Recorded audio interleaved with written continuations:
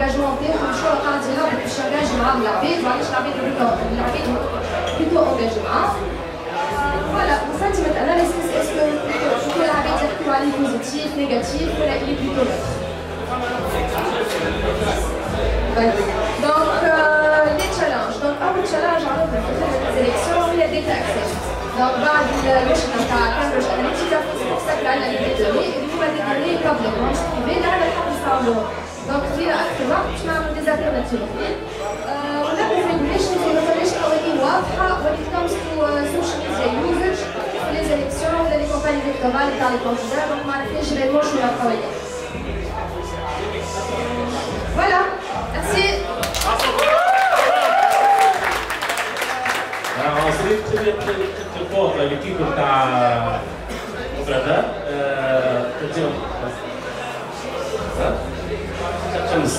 Chemous. Donc, Chemous, alors l'équipe, on m'a dit que pendant les élections, ça pour le super.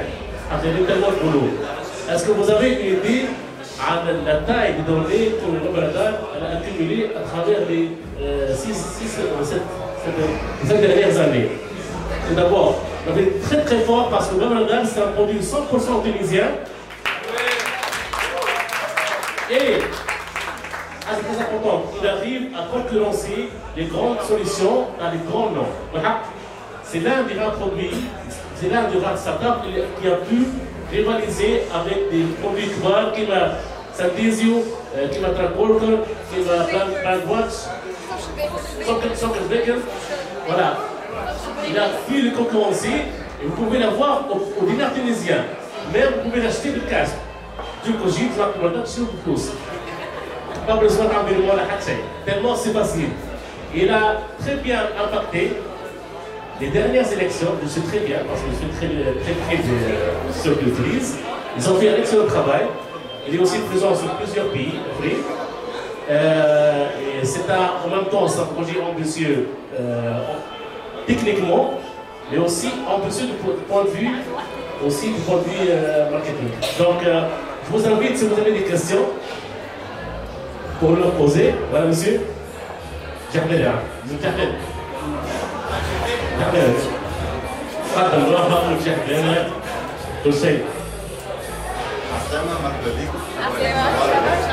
Alors, ma première question, c'est par rapport aux sources que vous utilisez. Combien de sources vous utilisez pour prendre vos informations? Parce que vous n'avez pas dénommé le nombre de sources. Ma deuxième question, c'est par rapport aux fake news. Aujourd'hui, il y a énormément de fake news. Vous avez dit que vous utilisez énormément les réseaux sociaux.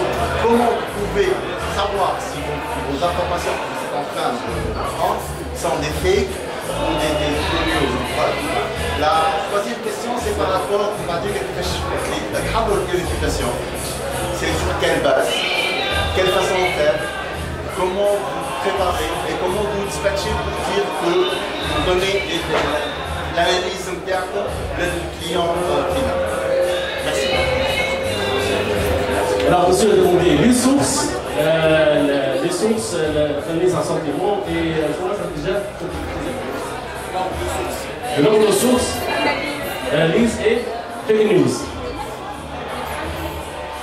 Les sources, donc, on collecte data بتاعنا من ويبوسفير ديجيتال معناتها الكلو اللي هو les sites de news, les forums, les blogs, les réseaux sociaux اللي هما من فيسبوك وتويتر. Donc ويبوسفير. Social media, Facebook, Twitter, وعنا الفورم, les blogs et les sites de news.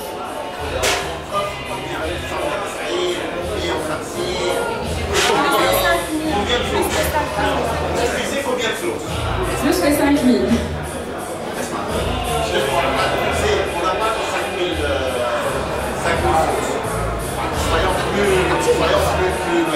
On ne peut pas avoir 5000 sources pour une information qui cause.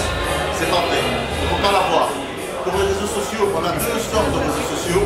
On a les réseaux sociaux normaux, les romans, Facebook. Et les réseaux sociaux via Deo ou LinkedIn, ou Xing, ainsi de suite. C'est les réseaux sociaux professionnels.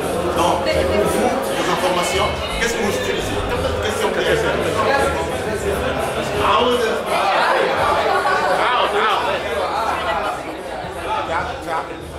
Alors, ما كنت بيقولوا ما عندناش 5000 sources d'information. Ça va donner une fake news là. Monsieur, tu as oublié de te présenter là. Tu as oublié de te présenter. Ah, Wissem Jab, directeur commercial marketing d'Espazato. Alors, نعاود الكيستيون تاعي. Pour dire 5000 sources. احنا في تونس ما عندناش 5000 sources si on veut travailler sur un produit tunisien et on dit qu'on veut travailler sur un produit tunisien. Donc on ne peut pas travailler dessus. Mais pour faire aujourd'hui une analyse de e-réputation, pour travailler que sur Facebook et Twitter, c'est peu. Parce que si on n'utilise pas les réseaux sociaux professionnels, au moins les big three, en fait, LinkedIn, Viadeo et Xing, ça nous manque quelque chose. En troisième lieu, je crois que vous n'avez pas répondu par rapport aux fake news, comment vous faites votre filtre pour savoir si votre information que vous êtes en train de collecter est juste ou fausse. Merci. Merci beaucoup Youssef pour votre question. Je vais commencer par me présenter du coup. Rabia Sherif, CEO de Radar. Donc j'ai une grande connaissance technique par rapport à ce sujet. Oui. Et d'ailleurs, beaucoup de nos clients nous demandent, me posent cette question. Donc WebRadar, c'est une boîte qui a 10 سنين. De 1. De 2, WebRadar est une base de l'intelligence artificielle. Donc l'alimentation des sources, elle se fait, disons, à 70% automatiquement. Et je m'explique. Dans la webosphère, ce qu'on définit maintenant comme webosphère, donc tout ce qui est social media, on a les médias qui m'impactent dans les choses. Donc le social media, une page Facebook est comptée comme une source d'information. Après, pour sa qualification entre une source fiable d'information et une source qui n'est pas fiable, c'est à l'analyste junior qui est en train de rédiger son rapport d'aller et vérifier. Parce qu'encore une fois, si on est l'artistrap de la big data, Dima a cette petite marge d'erreur, mais une intervention humaine. Alors ça, pour être vraiment réaliste, d'accord. Certes, on a accès aux 5000 sources, WebRadar des sources tunisiennes et internationales. On a des clients qui cherchent de l'information entre Tunis et le Maroc, par exemple. Et je peux même, si on a une base de données de chère audience, oui, je peux même envoyer des études très bon à la région MENA. Donc avoir 5000 sources, c'est facilement... Si c'est plus que la Tunisie, je comprends. Voilà. Maintenant, pour, disons, la le nombre exact de Tunis, le contexte tunisien.